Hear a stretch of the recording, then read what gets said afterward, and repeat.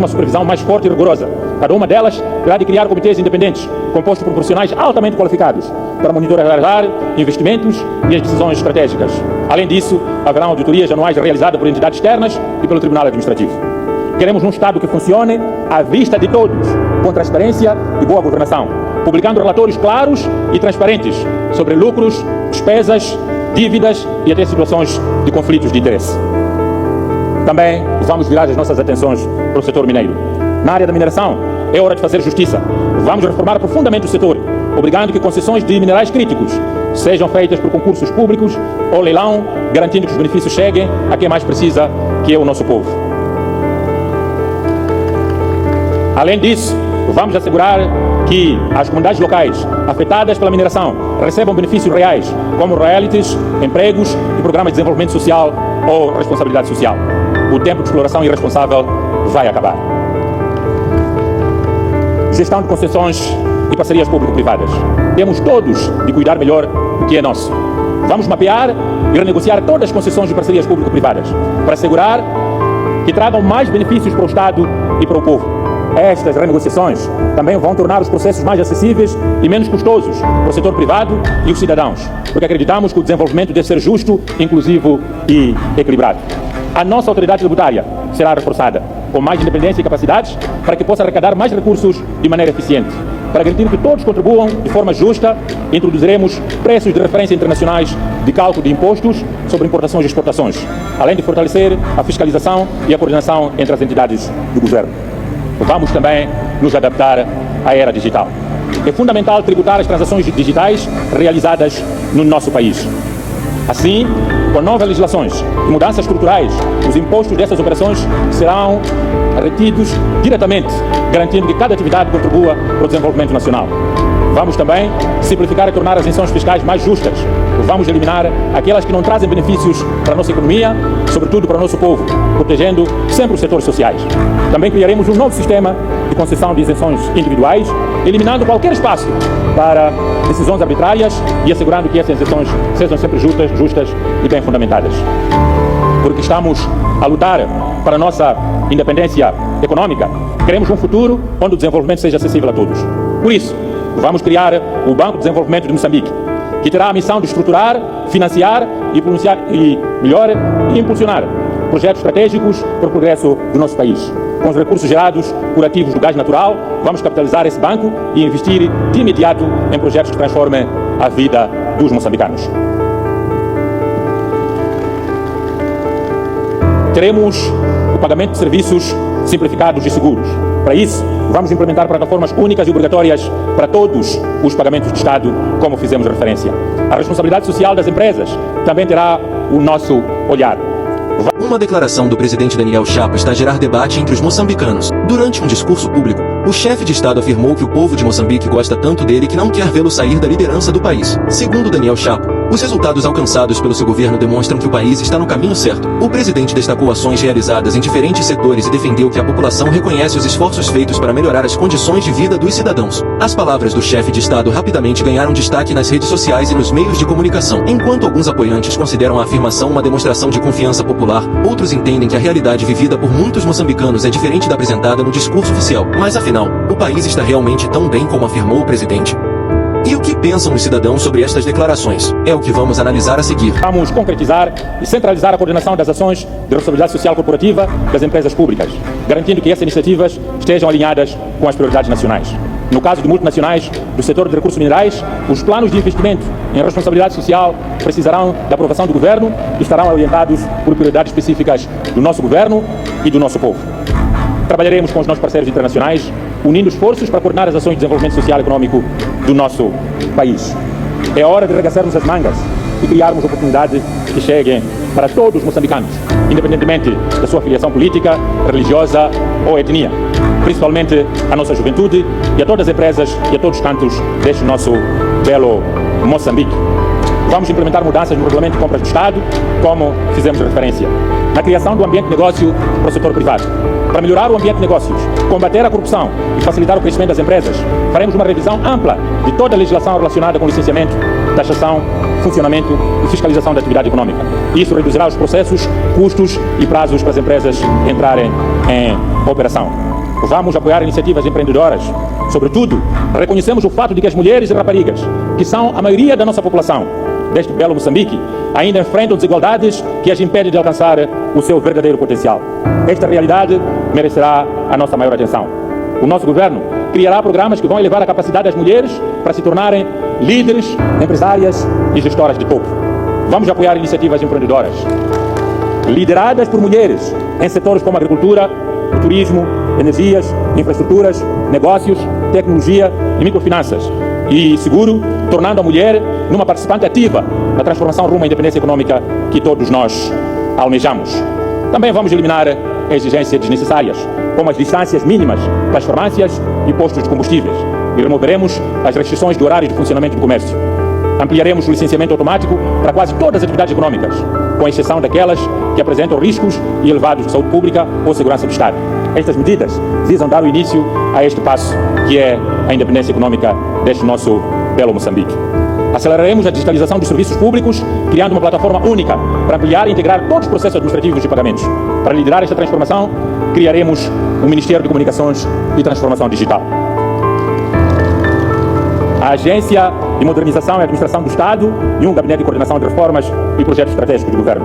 Estas instituições serão responsáveis por garantir e implementar uma estratégia digital, eficiente e acessível a nível nacional. No que toca ao apoio às pequenas e médias empresas, vamos transformar o IPEM numa instituição moderna e bem financiada, funcionando como uma incubadora e financiadora de PMEs, em estreita colaboração com o Banco de Desenvolvimento de Moçambique, o Fundo de Garantia Mútua e a Caixa Econômica. A Caixa Econômica será criada para financiar iniciativas locais e expandir as pequenas e médias empresas, reforçando a rede de apoio do setor privado. Também introduziremos o Fundo de Desenvolvimento Econômico e Social para estimular o desenvolvimento e geração de emprego nos distritos e áreas urbanas. As declarações de Daniel Chapo surgem num momento em que muitos moçambicanos continuam a enfrentar desafios econômicos significativos. O aumento do custo de vida, as dificuldades no acesso ao emprego e as preocupações com serviços básicos fazem parte das conversas diárias em várias regiões do país. Para muitos cidadãos, a questão central não é apenas saber se existem projetos e investimentos em curso, mas sim sentir melhorias concretas no seu dia a dia. Alguns defendem que houve avanços em determinados setores, enquanto outros afirmam que os benefícios ainda não chegaram à maioria da população. Nas ruas, mercados e redes sociais, as opiniões estão divididas. Há quem elogie os esforços do governo e reconheça algumas mudanças positivas. Por outro lado, existem cidadãos que consideram que ainda há muito trabalho por fazer para responder às necessidades da população. Minhas senhoras e meus senhores, promoveremos o investimento privado em portos e caminhos de ferro. Garantiremos o acesso justo e competitivo a estas infraestruturas, tornando-as mais eficientes e competitivas regionalmente. Para isso, criaremos o Ministério de Transportes e Logística. O acesso à habitação continua sendo um desafio para jovens e principalmente nos nossos centros urbanos. Nas zonas rurais, impõe-se a necessidade de transformação de padrão de habitação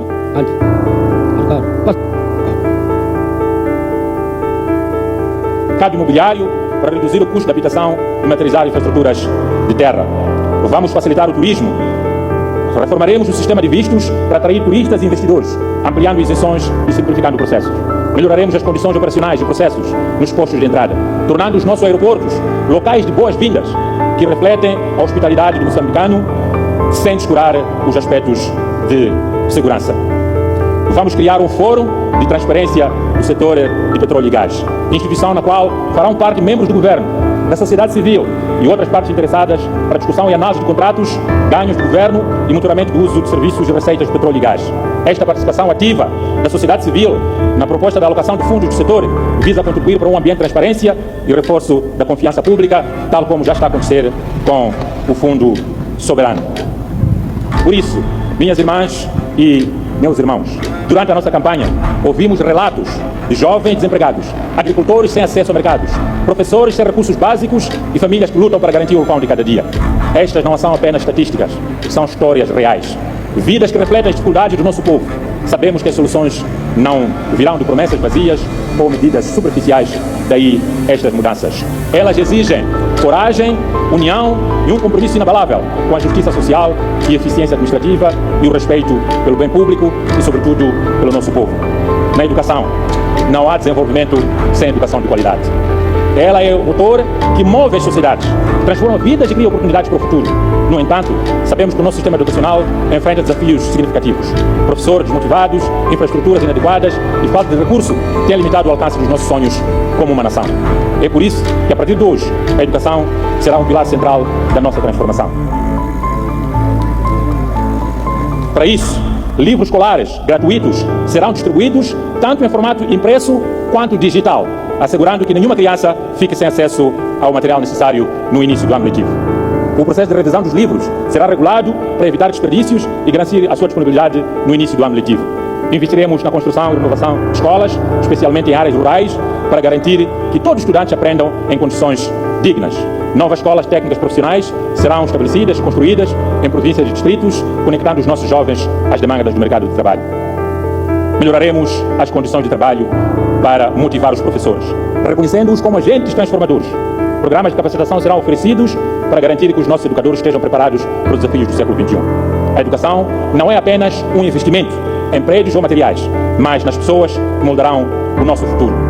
Independentemente das diferentes opiniões, uma coisa é certa: as palavras de Daniel Chapo conseguiram colocar o país a discutir o estado atual de Moçambique e o rumo que a nação deve seguir nos próximos anos. Analistas políticos afirmam que declarações deste tipo costumam gerar reações intensas porque envolvem a avaliação do trabalho do governo e a percepção que os cidadãos têm da sua própria realidade. Enquanto os apoiantes destacam os progressos alcançados, os críticos pedem uma análise mais profunda das dificuldades ainda existentes. O futuro mostrará se a confiança demonstrada pelo presidente corresponde ao sentimento da maioria dos moçambicanos. O debate permanece aberto e continua a mobilizar opiniões dentro e fora do país. E você, concorda com Daniel Chapo quando afirma que os moçambicanos não querem vê-lo sair da liderança do país? Ou acredita que a realidade é diferente? Deixe a sua opinião nos comentários e participe desta discussão. Criança que se senta numa sala de aula representa uma promessa de um Moçambique mais forte.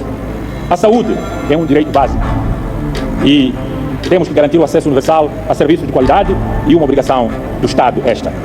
Ainda assim, enfrentamos um sistema de saúde fragilizado, onde a falta de recursos e infraestruturas limita o atendimento a quem mais precisa. Não podemos aceitar que moçambicanos sofram ou percam suas vidas por doenças evitáveis, por falta de medicamentos ou por atendimento inadequado. Por isso, anuncio as seguintes medidas. Reativaremos e expandiremos os centros comunitários de saúde, especialmente nas áreas rurais. Cada vila e localidade terá acesso a cuidados básicos. Serão criadas unidades móveis de saúde para atender comunidades remotas. Incentivaremos parcerias público-privadas para construir hospitais especializados capazes de atender casos complexos e reduzir a necessidade de tratamentos no exterior. Lançaremos campanhas nacionais de vacinação e educação sobre saúde, como foco de prevenção de doenças e na promoção de hábitos saudáveis. Trabalharemos para garantir que medicamentos essenciais estejam disponíveis e acessíveis para o nosso povo.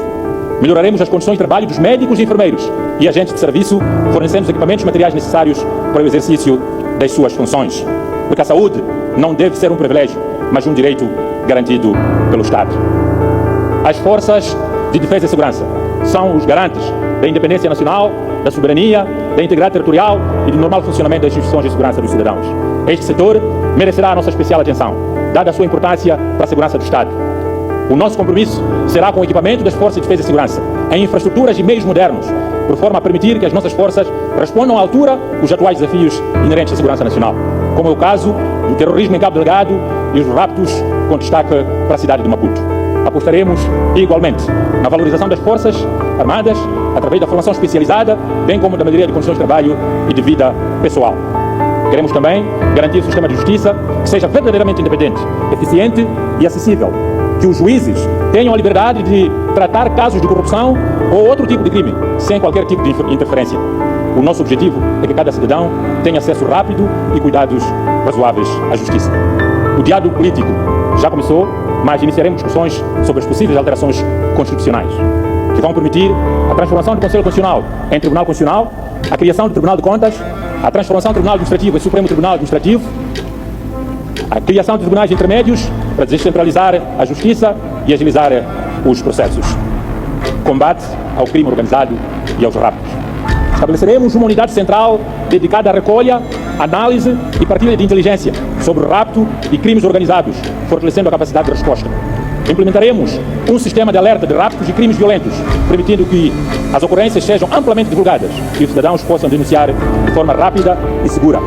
Criaremos um órgão de policiamento comunitário que os nossos bairros já começaram, composto por residentes locais, que em colaboração com as esquadras monitorarão movimentos e identificarão ameaças nos nossos bairros.